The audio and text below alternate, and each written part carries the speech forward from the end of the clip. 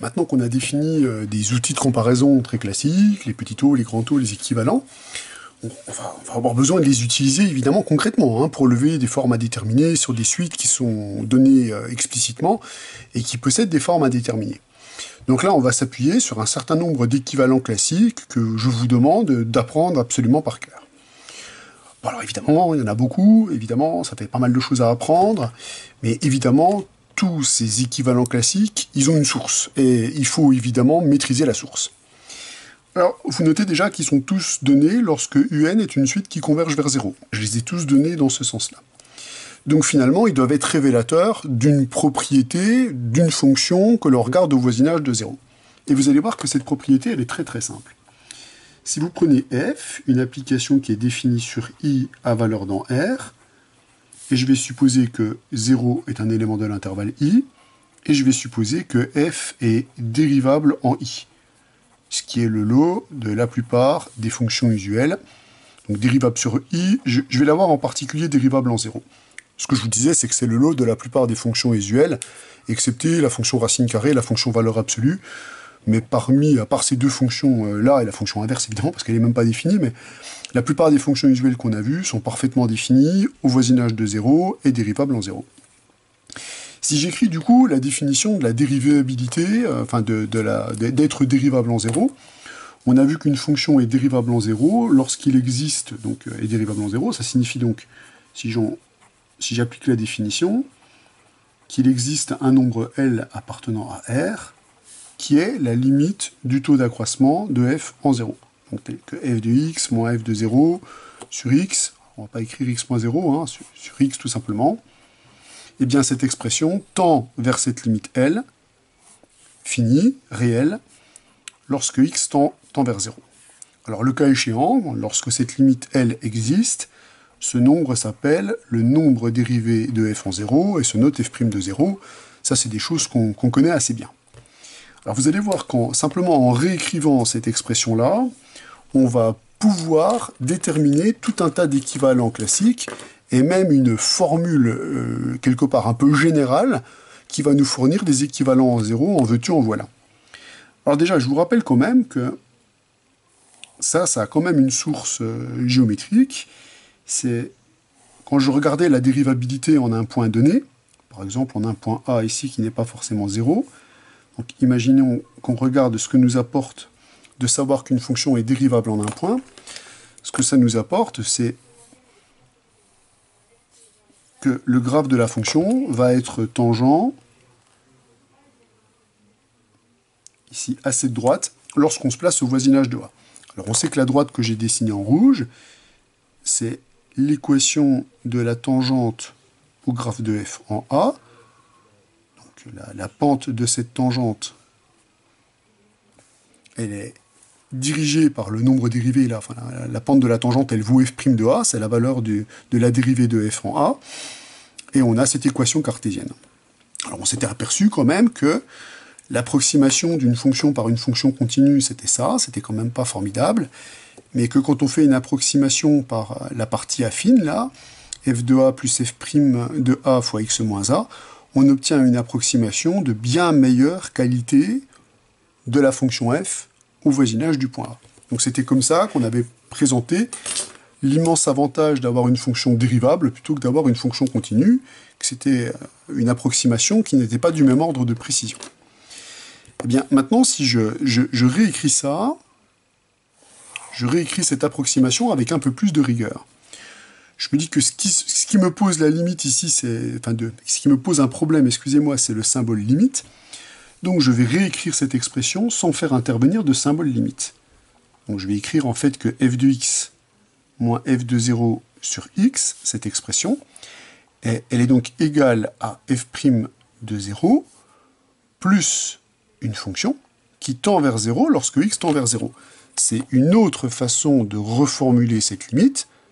La différence entre ce terme-là et ce terme-là est une expression qui tend vers 0 lorsque x tend vers 0. Donc je vais pouvoir l'écrire sous cette forme-là, qui tend vers 0 lorsque x tend vers 0. Par conséquent, si on multiplie chaque membre par x, on va donc récupérer que f de x moins f de 0 va donc être égal à x fois f' de 0 plus x fois epsilon de x, toujours avec la condition sur la fonction epsilon. Et si je réécris une dernière fois cette expression, on récupère que f de x est égal à f de 0 plus f' de 0 fois x plus x epsilon de x. Alors ça, on l'avait déjà remarqué en parlant un petit peu de dérivabilité en début d'année, où je vous avais redéfini certaines choses. Là, on avait constaté que ce que vous récupérez, c'est une approximation affine de f au voisinage de 0.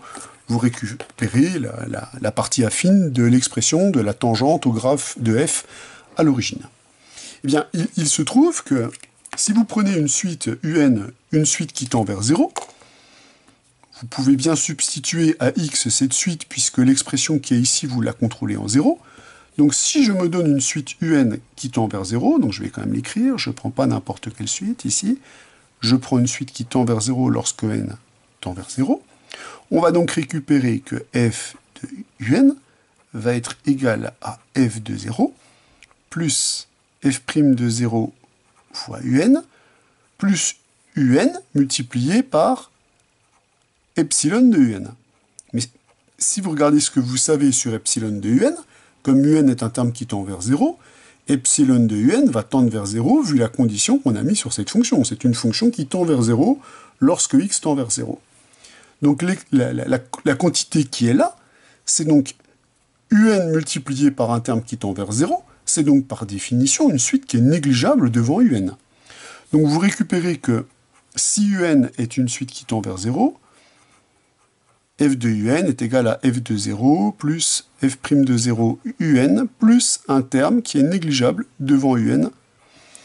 Et ça, c'est notre pépinière à récupérer des équivalents classiques au voisinage de 0.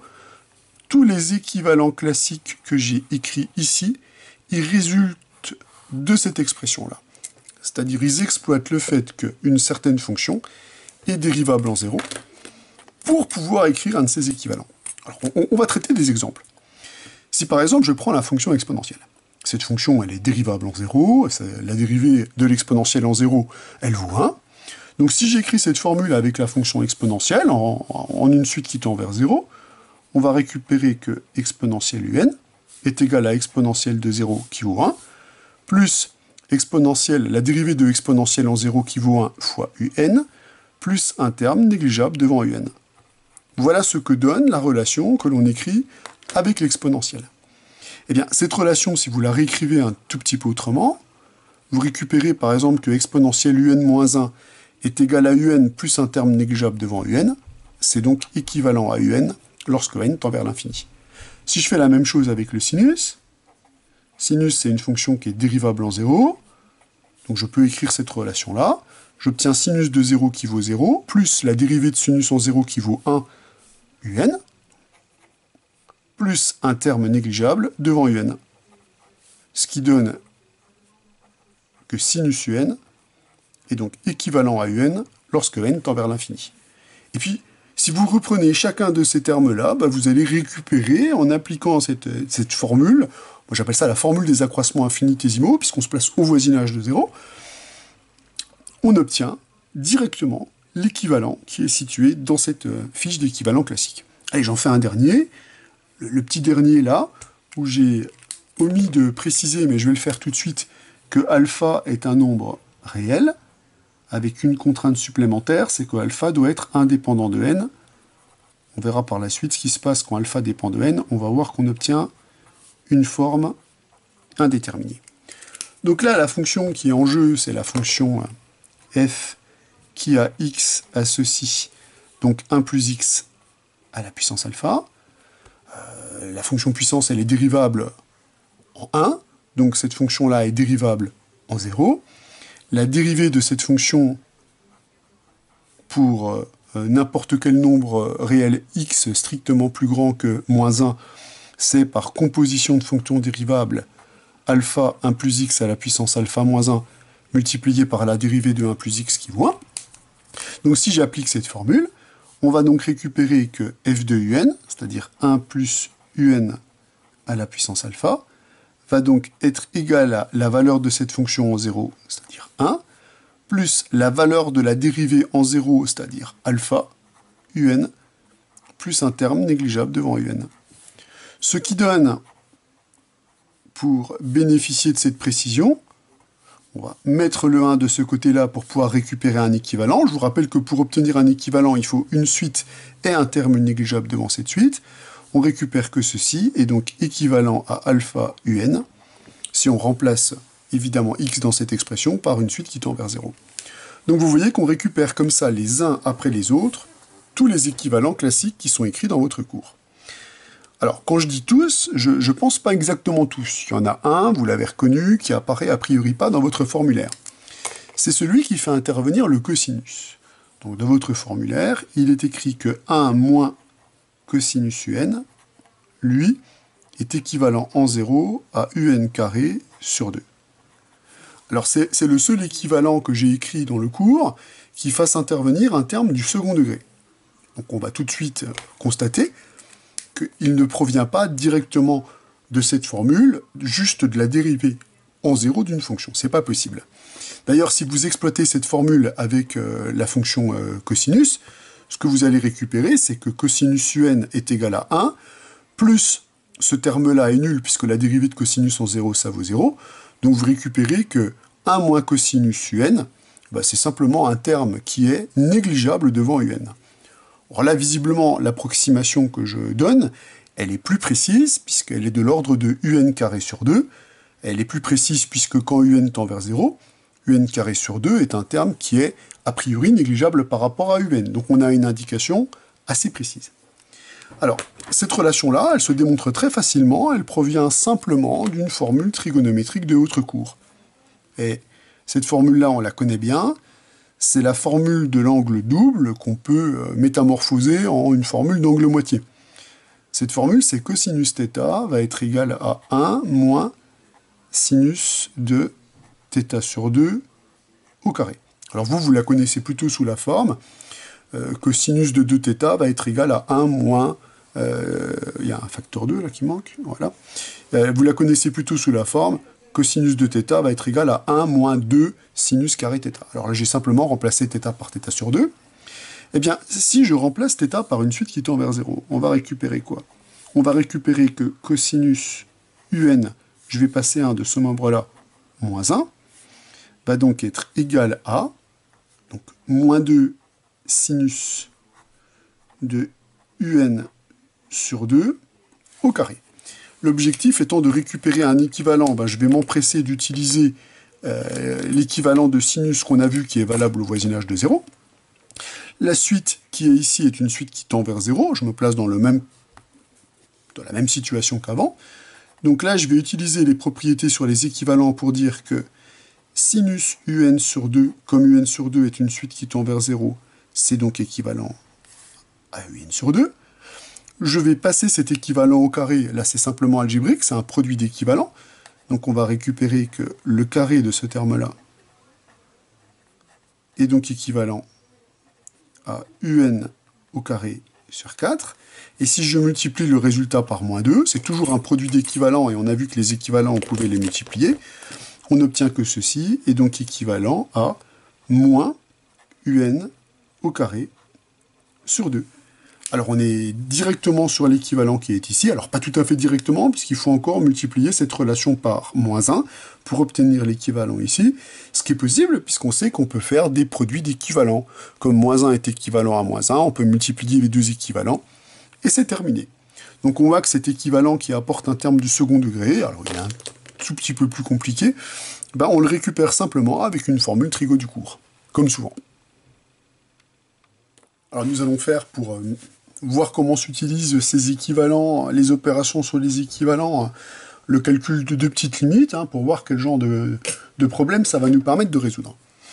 Alors la première des limites, alors toujours les limites, c'est sous réserve d'existence bien sûr, on vous demande de calculer la limite de n carré ln de 1 plus 1 sur n sur tangente pi sur n. Ça n'a pas l'air formidablement sympathique comme ça. Et la limite de ln de, n à la puissance 4 plus 4 sur n plus 1, tout ça lorsque n tend vers l'infini. Alors, avant de dire qu'il y a des problèmes et se lancer dans la théorie des équivalents, On va regarder un peu déjà quel type de problème pose ces suites. Donc la première suite qu'on va étudier, c'est la suite AN. Donc je lui donne un nom. J'aime bien donner des noms aux objets pour pouvoir les manipuler plus facilement. J'appelle ça nommer pour régner. Donc la première suite, c'est cette suite-là. Alors, est-ce qu'il est possible de déterminer la limite de cette suite directement, ou est-ce que cette suite pose des problèmes? Parce que la plupart du temps, quand on a une suite qui est exprimée en fonction de n, il n'y a aucun problème à calculer sa limite. La plupart du temps, on n'a pas de forme à déterminer. Ici, qu'en est-il? Alors là, par contre, il y a des formes à déterminer partout. Si vous prenez ce qui se passe au numérateur, ici, vous avez n carré qui tend vers plus l'infini. Et vous avez ln de 1 plus 1 sur n qui tend vers 0. Donc on a déjà une forme à déterminer au numérateur. Cette forme à déterminer, c'est une forme indéterminée usuelle que vous avez vue en terminale. C'est la forme usuelle 0 fois l'infini. Donc ça, on ne sait pas ce que ça devient. C'est le principe d'une forme à déterminer. Ça peut tendre vers 0, tendre vers l'infini, tendre vers une limite finie. Il y a beaucoup de possibilités là-dedans. Donc pour pouvoir avoir une petite idée de comment se comporte ce terme-là, il faudrait savoir à quelle vitesse ce terme-là tend vers 0. Lui, on sait à quelle vitesse il tend vers l'infini. C'est une fonction simple, c'est une puissance. On a appris à comparer la puissance avec d'autres objets qui ont un comportement asymptotique identique à l'infini. Donc lui, on connaît sa vitesse de convergence. Ce qu'il nous faudrait maintenant, pour pouvoir lever la forme à déterminer, c'est savoir à quelle vitesse tend-il vers 0. Donc ce qui nous intéresse, c'est la vitesse de convergence vers 0. Et c'est justement là que les équivalents vont nous aider, puisque 1 sur n est une suite qui tend vers 0, lorsque n tend vers l'infini. On dispose d'un équivalent simple de log de 1 plus 1 sur n. Alors ça fait partie des équivalents classiques qu'on doit connaître par cœur. On sait que lorsque n est une suite qui tend vers 0, log de 1 plus 1 sur n est équivalent à un. Ce qui va donc nous permettre de dire que ln de 1 plus 1 sur n est donc équivalent à 1 sur n. Donc du coup, maintenant, on est probablement en mesure de savoir qui va l'emporter de n carré et de ln de 1 plus 1 sur n. On va donc utiliser un équivalent. En plus, ce terme est multiplicatif, ça sera d'autant plus facile de calculer des équivalents. Par produit d'équivalent, on récupère que ceci va donc être équivalent à n, lorsque n tend vers l'infini. Donc on peut dire que le numérateur, ici, tend vers plus l'infini, je vous rappelle que deux suites qui sont équivalentes, si l'une converge vers une limite finie ou non, l'autre convergera vers la même limite. Donc on peut déjà attester que la limite quand n tend vers plus l'infini de numérateur, donc de ln de 1 plus 1 sur n, eh bien cette limite-là, elle est égale à plus l'infini. Du coup, on s'interroge maintenant qu'on maîtrise la limite du numérateur, on s'interroge sur qu'est-ce qui se passe avec le dénominateur. Donc on a un terme qui tend vers l'infini au numérateur et un terme qui tend clairement vers 0 au dénominateur. Donc ce qui nous reste à savoir maintenant, c'est est-ce qu'on tend vers 0 par valeur positive ou est-ce qu'on tend vers 0 par valeur négative? Ah mais alors ça c'est cool parce que la donnée d'un équivalent, ça nous permet de trouver le signe, d'expliciter le signe, lorsque n est suffisamment grand.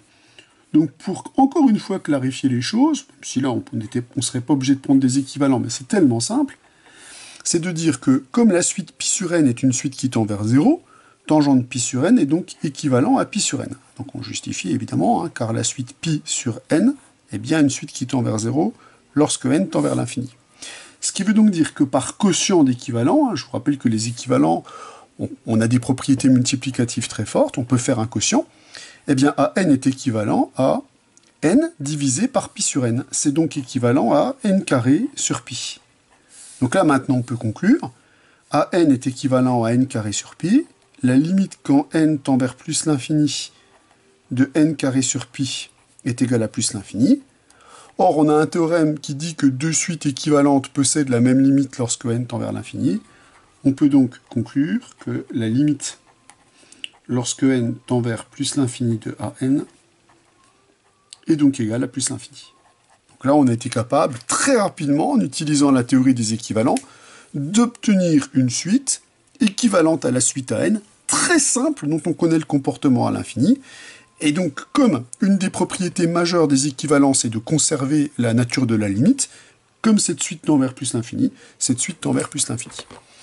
Donc voilà pour ce premier exemple où on utilise des équivalents pour lever une forme indéterminée. Alors ici, il y avait une forme indéterminée qu'au numérateur, on a réussi à la lever. Alors on va passer à la deuxième limite, où je vais donner un nom à cette suite. Tiens, je vais l'appeler Bn. Et on va étudier si on est capable de calculer cette limite simplement. Alors, bon, il s'agit clairement d'une forme indéterminée. Alors, elle est d'un type un peu nouveau. C'est plus une forme indéterminée du style 0 plus l'infini. Ici, c'est une forme indéterminée du type infini sur infini. Donc ça, on ne sait pas faire. Hein. On ne peut pas calculer la limite comme ça directement. Il va falloir investiguer un peu plus. Alors, quel est le problème posé par cette limite? Infini sur infini, il faut savoir quelle est la suite du numérateur ou dénominateur, celle qui tend vers l'infini le plus vite possible. Alors, déjà celle-là, elle tend vers l'infini à quelle vitesse?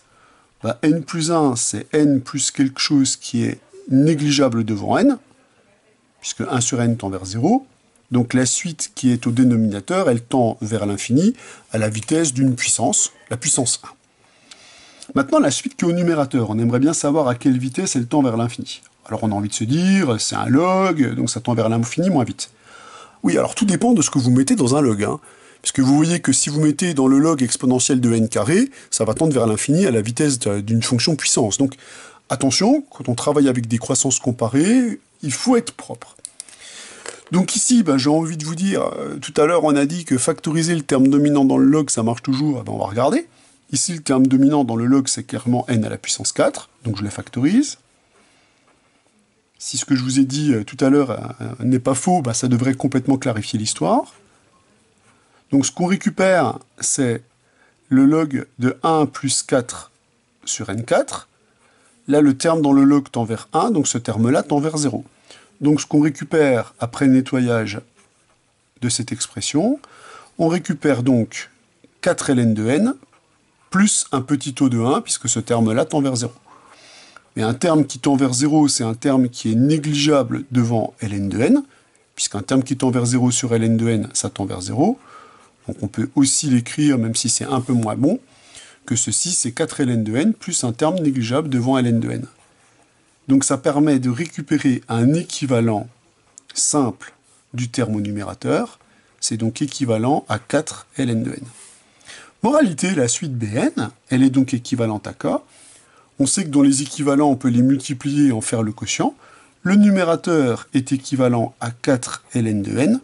Le dénominateur est équivalent à ln de n. Donc la limite de la suite Bn et la limite de cette suite-là, c'est la même.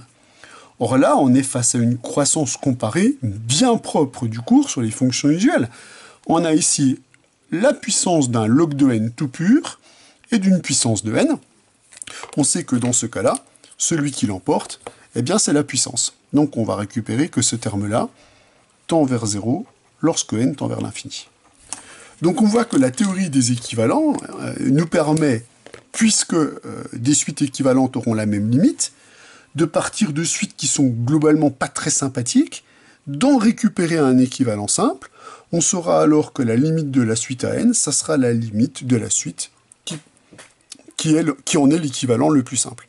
Et là, on va voir apparaître probablement des comparaisons entre suites qui tendent vers l'infini, ce qui va renforcer la recherche de croissance comparée. Il y en a déjà certaines qu'on connaît, il y en a d'autres qu'on va voir un petit peu plus tard dans le cours. Faisons encore un exercice qui va donner naissance, malheureusement, à une nouvelle forme indéterminée. Donc on va analyser. Alors je vous demande de calculer, quand x est un nombre réel, la limite quand n tend vers plus l'infini de 1 plus x sur n à la puissance n. Alors 9 fois sur 10, quand je pose ma question en direct avec mes étudiants, quand on s'interroge sur cette suite-là, la plupart pensent que c'est une suite qui converge vers 1. À vrai dire, ils disent, le terme qu'à l'intérieur ici tend vers 1, donc comme le terme tend vers 1, en multipliant quelque chose qui tend vers 1 n fois, ça va tendre vers 1. Alors, là, vous faites une erreur algébrique du même ordre que celle qui consiste à dire une somme de termes qui tend vers 0 tend vers 0. Ça fonctionne quand le nombre de termes qu'on additionne ne dépend pas de n. c'est-à-dire ne bouge pas, ne varie pas, le nombre de termes ne varie pas quand n tend vers l'infini. Eh bien là, si on employait des opérations algébriques, on pourrait dire qu'un produit de suites qui converge vers 1 converge vers 1, lorsque le nombre de suites qui convergent vers 1 n'augmente pas avec n. Alors là, vous notez que ce terme-là, il est multiplié n fois, donc le nombre de termes qu'on multiplie augmente avec n. Donc on est face au même type de problème que quand on additionne un nombre de termes qui tend vers 0 avec un nombre de termes qui varie. Donc on a affaire à une nouvelle forme indéterminée. Notre nouvelle forme indéterminée qu'on va étudier, c'est la forme indéterminée 1 exposant l'infini. Donc ça, on va voir que c'est une forme indéterminée, et je vais vous apprendre à la lever. Alors pour lever une telle forme indéterminée, ce qu'on va faire, c'est qu'on va s'attacher à à considérer cette suite-là de façon à ce qu'elle soit moins rapide. On va essayer de, je veux dire, entre guillemets, calmer la puissance. Pour ça, bon, déjà, je vais donner un nom à ma suite. Allez, je vais l'appeler Cn. Eh bien, je vais écrire ce terme-là sous forme exponentielle. Donc là, pour l'instant, je l'écris d'autorité. On va voir qu'il y a un problème qui se pose, mais on va le régler, et pour ça, on va utiliser des équivalents. Donc si je l'écris sous forme exponentielle, ceci, c'est exponentielle n, ln de 1 plus x sur n. Alors vous allez me dire, attention, aïe aïe aïe, ce log-là, il n'est pas toujours défini, vous voyez, quand x est grand, tout ça. Mais ça, on s'en moque, hein. Quand on veut calculer la limite d'une suite, ce qui nous intéresse, c'est ce qui se passe quand n devient arbitrairement grand. Or, il est sûr d'une chose, c'est que comme x est un nombre réel fixé, x sur n, pour n suffisamment grand, va être de telle sorte que 1 plus x sur n va être strictement positif. Puisque ceci va tendre vers 0, il arrive un moment où ce nombre-là, il va être compris par exemple entre moins 1,5 et 1,5, ce qui est suffisant pour assurer la naissance du log. Donc je peux bien écrire que Cn s'écrit sous cette forme-là, lorsque n est assez grand, et ce qui m'intéresse. Et ce qui va nous intéresser, c'est de maîtriser la destinée du terme qui est dans l'exponentielle. Donc moi, ce qui va m'intéresser, c'est de calculer la limite du terme dans l'exponentielle. Surtout ne pas prendre d'équivalent là-dedans, parce que ça serait prendre un équivalent dans une fonction, et ça, on sait que c'est une des règles d'or qu'il ne faut pas commettre, hein, la règle d'or de l'enfer, quoi, et surtout pas commettre. Donc je vais, moi, récupérer la suite qui est ici, et je vais la découper. Donc je pars des termes les plus intérieurs, et j'essaye de voir à quelle vitesse il se trouve. Alors en travaillant dans le terme qui est dans l'exponentielle, vous notez qu'on a toujours une forme indéterminée, c'est-à-dire on a transféré la forme indéterminée 1 exposant l'infini en une forme indéterminée qu'on connaît mieux, qui est infini fois 0. Alors infini fois 0, on aime bien, parce qu'on va se dire, ouais, alors lui tend vers l'infini, lui tend vers 0, lui, je ne peux pas le simplifier du point de vue des équivalents, il n'y a rien de plus simple que n, donc je vais m'attacher à simplifier ce terme-là. Là, on reconnaît tout de suite qu'on est dans une situation classique du log. J'ai le log de 1 plus une suite qui tend vers 0. Ceci est équivalent à cette suite qui tend vers 0. Donc ceci tend vers 0 à la vitesse de x sur n. Du coup, comme je peux multiplier les équivalents, je récupère que ln de 1 plus x sur n est donc équivalent à x lorsque n tend vers l'infini. Or, on sait que deux suites qui sont équivalentes possèdent la même limite. Ah, chouette! On vient donc de démontrer quoi? On vient de démontrer que le terme dans l'exponentielle est un terme qui tend vers x lorsque n tend vers l'infini. Moralité, par continuité de la fonction exponentielle, comme le terme qui est dans l'exponentielle tend vers x, par continuité de l'exponentielle, on récupère donc que la limite lorsque n tend vers plus l'infini de la suite Cn, eh bien en fait c'est égal à exponentielle x. Vous voyez, contre toute attente. Donc on pouvait décemment penser que cette suite convergeait vers 1, si on n'analyse pas bien la situation. Eh bien on s'aperçoit qu'au jeu des formes indéterminées, cette suite elle tend vers toute autre chose que 1. Elle peut tendre vers des limites qui sont arbitrairement grandes, si vous prenez x arbitrairement grand. La limite c'est exponentielle x. Donc attention à cette nouvelle forme indéterminée. Quand vous avez ici une puissance qui dépend de n, eh bien on va systématiquement passer par la forme exponentielle pour avoir des suites qui tendent vers l'infini moins vite et pour se ramener vers une forme indéterminée qu'on connaît un petit peu mieux. Nous allons maintenant parler de croissance comparée. Alors on en a déjà parlé, rappelez-vous, dans le cours sur les fonctions usuelles, mais on va aller un petit peu plus loin, puisqu'il y a des suites, par exemple, comme factoriel n, comme m à la puissance n, qu'on ne peut pas directement exploiter dans les fonctions usuelles. Donc il va falloir qu'on aille ici un petit peu plus loin. Alors le théorème de croissance comparée qu'on va chercher à démontrer, évidemment, c'est un théorème très important, puisqu'on a vu dans les exemples précédents que les équivalents vont nous permettre d'obtenir, quand on a une suite un peu compliquée, une suite équivalente qui est formée à l'aide de termes qu'on peut plus simplifier du point de vue des équivalents. Donc il y a quand même des comparaisons ultimes qu'il va falloir faire quand on va avoir des croissances comparées.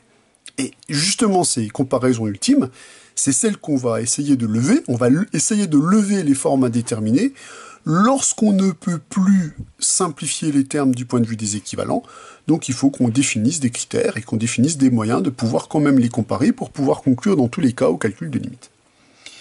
Donc l'un des résultats que je vais utiliser pour démontrer ces croissances comparées, c'est un lemme dont on reparlera un peu plus tard dans la théorie des séries numériques, qu'on appelle un lemme de comparaison géométrique. Alors, le lemme, il dit la chose suivante.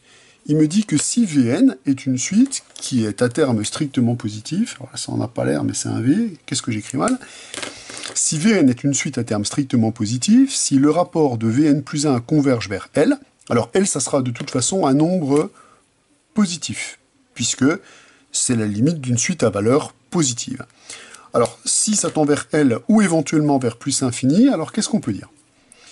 Alors, on peut dire que si la limite est comprise entre 0 et 1 au sens strict, alors la suite Vn converge vers 0. Quand je dis 1 au sens strict, ça veut dire que si ça tend vers 1 par valeur négative, la limite dans ce cas-là c'est 1, hein. Elle n'est pas dans cet intervalle-là. Donc si la limite est un nombre strictement négatif, la suite Vn converge vers 0. Si la limite est strictement plus grande que 1 ou plus l'infini, alors la suite divergera vers plus l'infini. Dans tous les autres cas, malheureusement, le critère est inopérant, on ne pourra pas conclure au lemme de comparaison géométrique. Bon, on passe à la démonstration. Alors moi je vais me contenter de faire la démonstration lorsque L est compris entre 0 et 1, et je vous laisse évidemment faire la démonstration dans le cas où L est strictement plus grand que 1. Donc je suppose, ça c'est mon hypothèse, que je me place dans le cas où Vn est donc une suite à terme strictement positif, et on suppose que Vn plus 1 sur Vn est une suite qui tend vers une limite L, qui est strictement plus petite que 1, lorsque n tend vers l'infini. Alors je me dis qu'effectivement, si cette suite elle tend vers 1, un nombre strictement plus petit que 1, je vais pouvoir probablement effectuer une comparaison géométrique. Alors comment on va procéder pour faire ça? Alors déjà je vais faire un petit dessin, je vais dire que cette suite-là elle tend vers un nombre L qui est strictement plus petit que 1. Donc moi ce que j'aimerais faire c'est montrer que on peut confiner les termes de la suite suffisamment près pour les bloquer ici par un terme qui est strictement plus petit que 1. Alors comment je vais procéder? Je vais procéder en choisissant une valeur de epsilon qui me permet de dire que les termes de la suite, ils vont être a priori dans l'intervalle qui est ici. Alors comment faire pour ajuster un tel epsilon pour être sûr que mes termes ils sont bien dans le bon intervalle? Comme valeur de epsilon, je vais choisir quoi? Je vais choisir ce qui me permet d'échapper à 1, donc d'intercaler un terme qui est ici, et donc je vais me placer par exemple avec epsilon qui va être égal à la distance entre 1 et L divisé par 2, puisque j'ai besoin d'exploiter cette longueur-là. Donc c'est ce que je pose. Je vais poser epsilon va être égal à 1 moins L divisé par 2. On obtient que ce terme est évidemment strictement positif, puisque par hypothèse, elle est strictement plus petit que 1. Donc j'affirme que comme cette suite converge vers L, il existe un rang n0 appartenant à n, tel que pour tout n appartenant à n, si n dépasse le rang n0, alors la distance entre le rapport Vn plus 1 sur Vn et L sera inférieure ou égale à cette quantité epsilon. Alors, ce qui signifie en d'autres termes que ma suite Vn plus 1 sur Vn va être localisée dans la partie assurée. Moi, je vais prendre ce qui m'intéresse de cette relation. On obtient grâce au choix de epsilon qu'on a fait, que Vn plus 1 sur Vn est un terme qui est a priori inférieur ou égal à la borne qui est ici. Alors cette borne, je vais l'appeler mu, et on a l'assurance que mu est un nombre qui est strictement plus petit que 1. Bon, j'ai aussi l'assurance que ces nombres-là sont positifs. Ça n'a rien à voir avec le confinement qui est ici. Ça vient simplement du fait que Vn est une suite à valeur strictement positive. Alors, vous voyez que le terme pour lequel on a une limite finie est un terme télescopique, ce qui nous donne évidemment envie de multiplier ces inégalités pour pouvoir récupérer des indications sur Vn. Donc pour l'instant, ce que j'ai, c'est que pour tout k supérieur ou égal à n0, j'ai une magnifique inégalité. Alors l'inégalité est stricte au passage. J'ai vk plus 1 sur vk, qui est plus petit que mu, ou égal, qui lui-même est strictement plus petit que 1. Ce que je vais faire, c'est que je vais exploiter le terme télescopique en multipliant ces inégalités, en prenant comme premier entier le premier que je peux prendre, n0, et le dernier entier, je le choisis de manière à m'assurer que ce terme-là, cet indice-là, sera égal à n. Donc je vais multiplier cette inégalité en faisant varier k entre 0 et n-1. Donc comme on multiplie des inégalités avec des termes qui sont positifs, on l'a vérifié ici, donc on va récupérer que ce produit-là est inférieur ou égal à mu à la puissance. Alors, quelle puissance? Il faut simplement compter combien j'ai de termes dans le produit. Donc moi, je sais compter à partir de 1. De 1 à n-1, j'en ai n-1. Il faut que je retire le nombre de termes que je ne prends pas quand je compte de 1 à n0 moins 1. Donc en fait, le nombre de termes, c'est simplement n-1 moins n0 moins 1. C'est donc n moins n0. Si je calcule mon produit télescopique ici, on va récupérer Vn sur Vn0, pardon. Donc le plus petit indice avec le plus petit indice, le plus grand indice avec le plus grand indice. Et ça va être inférieur ou égal à mu à la puissance n moins n0. Ça, je vais le réarranger à ma façon. Je vais isoler le terme Vn et je vais le dominer par cette fameuse suite géométrique mu à la puissance n. Et ici, je récupère en facteur un terme qui ne me dérange pas du tout, puisqu'il est indépendant de n. Donc si on fait un bilan, cette inégalité-là, on l'a pour tout n supérieur ou égal à n0. Ça, c'est ce qu'on vient de démontrer. Et on récupère au passage que la suite Vn est une suite à valeur positive. Ça, c'est les informations qui sont dans l'énoncé. Le nombre qui est en facteur ici, ce nombre-là, est un nombre qui ne me dérange pas du tout, puisqu'il se trouve qu'il est indépendant de n.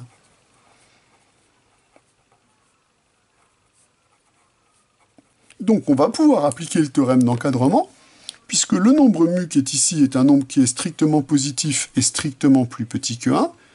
On est dans un cas où la suite géométrique mu puissance n est une suite géométrique qui converge vers 0 lorsque n tend vers l'infini.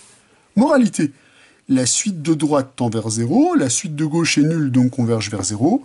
On peut donc appliquer le théorème d'encadrement, et le théorème d'encadrement nous assure que la suite Vn est une suite qui tend vers 0. On vient bien de démontrer la première partie du lemme de comparaison géométrique. Alors vous vous doutez bien que dans le cas où L est strictement plus grand que 1, cette fois-ci, quand on regarde le dessin, on va s'attacher à confiner le terme Vn plus 1 sur Vn par rapport à un nombre qui est strictement plus grand que 1, et au lieu d'avoir une inégalité de ce type-là, on aura une inégalité dans le sens supérieur ou égal, avec ici une suite géométrique dont la raison sera plus grande que 1, et on appliquera, plutôt qu'un théorème d'encadrement, cette fois-ci le théorème de comparaison. Donc là, je viens de faire la démonstration oralement, je vous laisse la mettre sur papier, on la fera samedi ensemble, ça me permettra de répéter ce que je viens de dire sur le lemme de comparaison géométrique. On arrive au théorème de croissance comparée, qui va justement nous permettre de comparer toutes les suites qui tendent vers l'infini entre elles, pour savoir quelles sont les moins rapides et quelles sont les plus rapides. Alors dans ce théorème de croissance comparée qu'on va démontrer, on ne va pas tout démontrer parce qu'il y a déjà des choses qu'on a déjà vues. La comparaison par exemple de ln de n et de n à la puissance alpha, c'est quelque chose qu'on a vu dans les fonctions usuelles, on avait fait des comparaisons intégrales, vous vous rappelez, pour démontrer par exemple que ln de x sur x tendait vers 0 lorsque n tend vers l'infini. Donc on dispose déjà de cette comparaison qu'on a déjà démontrée. Alors par contre, je vais m'amuser à démontrer toutes les autres. Alors on peut s'accorder à dire que celle-là aussi on l'a vue, puisque a à la puissance n, on peut l'écrire lorsque a est plus grand que 1 exponentielle de n ln de a. Donc on voit que c'est une comparaison avec l'exponentielle. Moi je vais juste m'amuser à le redémontrer, juste pour qu'on mette en place le théorème de comparaison géométrique. Donc là par exemple, si je veux étudier, si je veux savoir si n à la puissance alpha est négligeable devant a à la puissance n, eh bien, je vais poser, comme suite Vn, dont je veux étudier la nature, la suite n à la puissance alpha sur a à la puissance n. L'objectif est d'étudier le théorème de comparaison géométrique. Alors le théorème de comparaison géométrique, il nous dit que si le rapport Vn plus 1 sur Vn tend vers une limite qui est strictement plus petite que 1, alors la suite Vn converge vers 0, sachant que Vn, on peut noter que c'est bien une suite qui est à valeur strictement positive. Donc après cette vérification, je forme le rapport Vn plus 1 sur Vn. On va récupérer n plus 1 à la puissance alpha sur n à la puissance alpha, a à la puissance n plus 1 et ici a à la puissance n au numérateur. Donc j'écris le quotient entre ces deux termes-là et je les regroupe par objet de même type. Par propriété des puissances, on va récupérer n plus 1 sur n à la puissance alpha, ou si vous préférez 1 plus 1 sur n à la puissance alpha.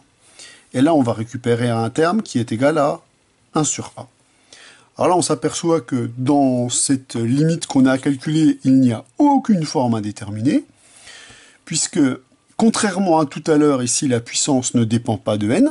Donc là, on a affaire à simplement une propriété de continuité de la fonction qui a x associe x puissance alpha, continuité en 1.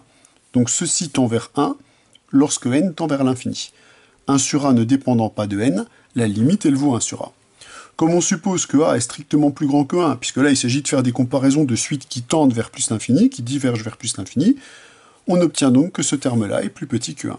Moralité, on en déduit que la suite n à la puissance alpha sur a à la puissance n, par théorème de comparaison géométrique, est une suite qui tend vers 0 lorsque n tend vers l'infini. On vient donc de prouver que comme le rapport de ces deux suites tend vers 0, la suite n à la puissance alpha est donc négligeable devant a à la puissance n. Boum, comparaison géométrique effectuée. Alors maintenant, on va comparer la suite géométrique une suite géométrique qui tend vers plus l'infini avec la suite factorielle n. Laquelle est la plus rapide? Le théorème répond à la question. Visiblement, factorielle n est plus rapide lorsque n tend vers l'infini que a puissance n. Là encore, je vais sortir la carte comparaison géométrique. Je vais écrire le rapport a puissance n sur factorielle n, terme qui est clairement strictement positif comme quotient de termes strictement positifs, ce qui va me permettre d'étudier le suite par le biais du rapport Vn plus 1 sur Vn. Alors, en même temps qu'on est en train de faire ces vérifications, on peut essayer de voir dans quelles circonstances le fameux lemme de comparaison géométrique se comporte bien. Comme on a un quotient, pour que le quotient se simplifie bien, il faut d'emblée avoir des expressions qui sont très multiplicatives. Et là, vous avez vu que les suites auxquelles j'applique mon fameux critère de comparaison géométrique, c'est des suites quand même qui sont très multiplicatives. La puissance alpha, la suite géométrique, la factorielle, et plus tard le n à la puissance n. Bon, là, je simplifie ma fraction. Alors, comme tout est très multiplicatif, ce critère est magnifiquement opérant. Quand on simplifie factoriel n sur n plus 1 factoriel, on récupère 1 sur n plus 1. Là encore, il n'y a aucune forme à déterminer. Ce terme tend vers 0 lorsque n tend vers l'infini. 0 étant strictement plus petit que 1, on récupère donc que la suite Vn, par critère de comparaison géométrique, est une suite qui tend vers 0 lorsque n tend vers l'infini. On récupère donc que la suite géométrique, elle est négligeable devant la suite factorielle. Donc là, on a récupéré les deux informations principales de notre résultat de comparaison croissance comparée. Alors, il ne nous reste plus qu'à comparer la dernière, factorielle avec n à la puissance n. Alors, on l'avait déjà fait en TD. Alors, beaucoup étaient venus me poser des questions en disant, voilà, comment vous effectuez vos majorations. Vous vous rappelez, j'avais écrit des termes en extension. j'avais majoré tout un tas de termes par 1, puis 1, je l'avais laissé égal à 1 sur n, et on avait obtenu le résultat par encadrement directement. Ça reste la meilleure des démonstrations. Bon, bah là, pour voir, je vais quand même appliquer le théorème de comparaison géométrique, qui devrait s'appliquer plutôt pas mal. On va voir qu'il ne va pas s'appliquer si bien que ça, mais on va quand même s'en sortir. Ces expressions étant très multiplicatives, bon, ça devrait se passer quand même correctement. Donc, Vn plus 1, c'est factoriel n plus 1 divisé par n plus 1 à la puissance n plus 1, sur le terme qui est ici. Donc, en multipliant les fractions, le numérateur va se trouver au dénominateur et le dénominateur au numérateur. Là, en regroupant factoriel n plus 1 et factoriel n, on va récupérer juste un facteur n plus 1. Là, pour pouvoir combiner les puissances, ben, il faut que je sorte une puissance ici. Donc je vais sortir une puissance n plus 1, qui va venir se contrôler avec le terme qui est là. Et là, on récupère du n sur n plus 1 à la puissance n. Donc, comme ces deux termes se simplifient, ben justement, on les simplifie. Il ne nous reste donc plus qu'à déterminer la limite de ce terme. Ah, alors si je le fais comme ça, c'est aussi pour nous apprendre à lever des formes indéterminées. Là, on a une forme indéterminée du style 1 à exposant l'infini. Vous savez, une de nos nouvelles formes indéterminées. Donc, je vous ai déjà donné le truc. Quand vous avez ici un exposant qui dépend de n et une forme indéterminée de ce type-là, eh bien, on écrit ceci sous forme exponentielle. C'est exponentielle de n ln de n sur n plus 1. Et on veut savoir comment évolue ce terme lorsque n tend vers l'infini. Alors, l'idée, c'est toujours la même dans cette situation, c'est qu'on va isoler le terme qui est ici, on va étudier sa limite lorsque n tend vers l'infini, et comme l'exponentielle, elle est continue partout et on connaît ses limites aux bornes, on connaîtra la limite au final de l'expression. Donc là, pour étudier le terme qui est à l'intérieur, alors on se dit, ah c'est bête, la somme, elle est au dénominateur. Oh, pas de chance. Mais on sait qu'avec le log, c'est agréable. On peut changer la proportion et faire passer le dénominateur au numérateur. Quand on fait passer le dénominateur au numérateur, ça s'accompagne d'un changement de signe, puisque log de 1 sur a, c'est moins ln de a. Donc là, comme on a fait repasser la somme au-dessus, on peut écrire le terme qui est dans le logarithme de 1 plus 1 sur n. Donc là, on s'est ramené, ça c'était prévisible, de la forme indéterminée 1 exposant à l'infini, à une forme indéterminée, infini fois 0.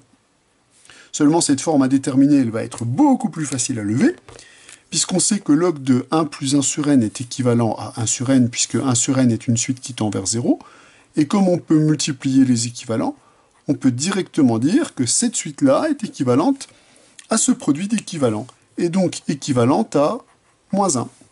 Moralité, la suite ici qui était indéterminée, qui avait une forme indéterminée infini fois 0, on s'aperçoit que la limite lorsque n tend vers plus l'infini de n multiplié par ln de n sur n plus 1, ceci est égal à moins 1. Donc qu'est-ce qui va nous autoriser à passer à la limite dans l'exponentielle? Sa continuité. Donc là, il faut évidemment bien le dire, exponentielle est une fonction qui est continue. Donc comme le terme qui est dans l'exponentielle tend vers 1, on récupère que la limite de l'exponentielle, c'est exponentielle de moins 1. Donc on récupère que la limite de Vn plus 1 sur Vn lorsque n tend vers l'infini, c'est donc égal à exponentielle de moins 1. Exponentielle de moins 1 qui est égal à 1 sur e, qui est donc bien strictement plus petit que 1. On vient donc de déterminer que la suite Vn plus 1 sur Vn tend bien vers un nombre qui est strictement plus petit que 1. On récupère donc, par lemme de comparaison géométrique, que factoriel n sur n à la puissance n est un terme qui tend vers 0 lorsque n tend vers plus l'infini. Ce qui atteste que factoriel n est négligeable devant n à la puissance n. Ce qu'on avait démontré, je vous rappelle, dans le cours sur les suites numériques, par un biais plus simple, c'est vrai, on avait utilisé le théorème de comparaison en effectuant des majorations, en répartissant les termes correctement dans le produit. Mais je trouve pas ça inintéressant de voir ce que donne le lemme de comparaison géométrique et de s'amuser notre fameuse forme indéterminée exposant à l'infini. Voilà pour ce théorème de croissance comparée. On a maintenant une estimation bien propre des suites dont on n'obtiendra pas d'équivalent plus simple cette année, On sait maintenant les comparer entre elles. Donc les équivalents vont prendre toute leur puissance. On va chercher, quand on a une suite dont la limite est indéterminée, on va en chercher un équivalent. On va chercher un équivalent jusqu'à ce qu'on ne puisse plus simplifier. Et une fois qu'on récupère les suites ultimes, eh bien on saura les comparer par le biais du théorème de croissance comparée. La théorie est maintenant bien en place. On va terminer cette séquence par un petit exercice où il s'agit de comparer justement deux suites qui divergent vers plus l'infini. Donc les comparer, ça signifie, est-ce qu'il y en a une qui tend vers l'infini plus vite que l'autre? Est-ce qu'elles sont équivalentes? Vous voyez, ce genre de choses. Alors déjà, elles ne sont pas immédiatement comparables, hein, parce qu'on peut tout de suite dire que factoriel de 2n, c'est un terme qui tend vers plus l'infini lorsque n tend vers plus l'infini, et que 2n à la puissance n, c'est aussi équivalent à un terme qui tend vers plus l'infini en plus l'infini. Alors on se demande si on peut appliquer directement ici, dans cette situation, le théorème de croissance comparée, qui nous livre plein de comparaisons possibles de suite. Alors qu'est-ce qu'on peut faire avec le théorème de croissance comparée? Par exemple, on pourrait croire que la croissance comparée qui est ici nous permet de conclure. Mais là, comme ça considère factoriel 2n, qu'est-ce que je peux dire? Là, évidemment, je peux substituer à n un entier qui va évidemment dépendre de n. Donc, par exemple, si je regarde ce que donne cette expression pour pouvoir comparer les deux termes qui sont ici, ceci me dit, par exemple, que factoriel de 2n, avec des parenthèses, attention, est négligeable devant 2n à la puissance 2n. Donc on voit qu'on a une comparaison à une suite ici qui n'est pas exactement de la nature de la suite qui est ici. Donc le critère de croissance comparée, ça ne permet pas malheureusement de comparer toutes les suites entre elles. Donc comment comparer ces deux suites-là si on ne peut pas appliquer directement le théorème de croissance comparée? Eh bien, dans ces cas-là, on va réappliquer le théorème de comparaison géométrique. Ce théorème de croissance comparée, il nous permet de comparer toutes les suites standards qui sont au programme. Ça, c'est le théorème que vous devez maîtriser en MPSI et en PCSI. C'est ces résultats-là que vous savez comparer. Mais si vous devez en comparer d'autres, eh bien, on va utiliser notre lemme de comparaison géométrique. C'est-à-dire, je voudrais savoir si, par exemple, le factoriel 2n l'emporte sur 2 à la puissance n. Je vais donc poser comme suite la suite factorielle 2n sur 2n à la puissance n, et je vais lui appliquer le lemme de comparaison géométrique. Ce lemme de comparaison géométrique, on va voir s'il est opérant, donc on va calculer la limite de Vn plus 1 sur Vn quand n tend vers l'infini. Je vais déjà calculer cette expression, donc là je vais déjà calculer ce que c'est que Vn plus 1. Attention, les spécialistes d'oubli de parenthèses, Vn plus 1, c'est 2 facteurs de n plus 1, donc 2n plus 2 factoriel. On a un terme pair, donc quand on décale l'indice, on récupère un entier pair. Et ici, pour les mêmes raisons, on va récupérer 2n plus 2 à la puissance n plus 1. Donc le tout multiplié par l'inverse de Vn, donc le 2n à la puissance n, lui, va se retrouver au dénominateur, et on va retrouver au dénominateur factoriel 2n, bien entendu avec des parenthèses. Alors on va déjà s'occuper de simplifier les termes en factoriel, c'est-à-dire le terme qui est ici avec le terme qui est ici. Comme factoriel 2n plus 2, c'est 2n plus 2 fois 2n plus 1 multiplié par factoriel 2n, en simplifiant ces deux termes-là, il ne va plus rester que 2n plus 2 fois 2n plus 1. Là, j'applique la définition de factoriel. Ici, on a une puissance qui est décalée de une unité. Donc, je vais décrocher une puissance ici, donc de ce terme-là, que je vais installer sous le terme qui est ici. Donc là, je vais décrocher une puissance 2n plus 2.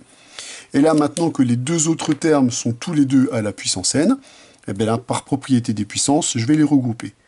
Donc on va récupérer 2n sur 2n plus 2 à la puissance n. Alors maintenant, on peut opérer des simplifications. Déjà, on peut simplifier ce terme-là au numérateur et au dénominateur. On obtient que le rapport est donc égal à. Il nous reste donc un terme de la forme 2n plus 1. Et ici, on a, après simplification, on a n sur n plus 1, le tout à la puissance n. Alors on voudrait savoir quelle est la limite de cette expression lorsque n tend vers l'infini. Alors on s'aperçoit qu'on est dans la même situation que tout à l'heure, on récupère la suite n sur n plus 1 à la puissance n, et cette suite on avait montré qu'elle convergeait vers exponentielle de moins 1. Donc ici on a affaire à une suite qui va converger vers exponentielle de moins 1 lorsque n tend vers l'infini, et ici on a une suite qui tend vers plus l'infini. Il ne s'agit donc pas d'une forme indéterminée, cette suite tend vers un nombre strictement positif et cette suite tend vers plus l'infini. On obtient donc par opération sur les limites que la suite produite tend vers plus l'infini. Moralité, qu'est-ce qu'on en déduit?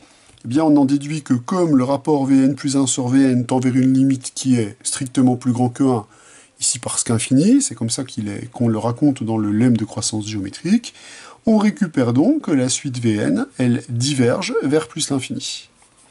Et que par conséquent, qui est négligeable devant qui? Comme cette suite tend vers plus l'infini, c'est donc le dénominateur 2n à la puissance n qui est négligeable devant factoriel de 2n. Voilà pour cette comparaison qui n'est pas directement issue du théorème de croissance comparée, mais qu'on obtient par comparaison géométrique. Voilà pour ce paragraphe sur l'utilisation des équivalents usuels, ainsi que le théorème de croissance comparée et son lemme de comparaison géométrique. Il ne nous restera plus qu'à voir le théorème de Césaro, c'est l'objet de la prochaine vidéo.